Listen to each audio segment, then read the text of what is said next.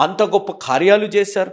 ప్రార్థించగా వర్షమాగింది, ప్రార్థించగా జారెఫాతులో ఉన్న విధవరాలు కుమారుడు లేవనెత్తబడ్డాడు, ప్రార్థించగా పరలోకం నుంచి అగ్ని కురిపించబడింది, ఆయన ప్రార్థించగా అనేక అద్భుతాలు జరిగాయి.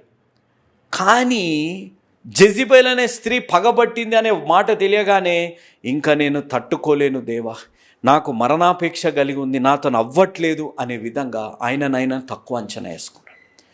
ఆయన విశ్వాసాన్ని బట్టి, ఆయన చేసిన ప్రార్థనలు బట్టి, ఆయన ఏ ప్రార్థించగా దేవుడు ఆలకించింది అనేటివన్నీ ఆయన జీవితాల్లో ఆయన మర్చిపోయే విధంగా పరిస్థితుల్లో ఆ ఆలోచనలు ఆయన జీవించి ఇంకా నేను మరణిస్తే బాగు అనే విధంగా అన్నాడు. ఆయన ప్రార్థిస్తే పరలోకం నుంచి అగ్ని కురిపించబడ్డప్పుడు ఆయన బలంగా ప్రార్థిస్తే జెజబెల్ అనే స్త్రీ మార్పు కానీ, జెజబెల్ అనే స్త్రీ ఆయన దగ్గర కూడా రాకుండా ఉండే పరిస్థితులు దేవుడు ఏర్పాటు చేయలేరా?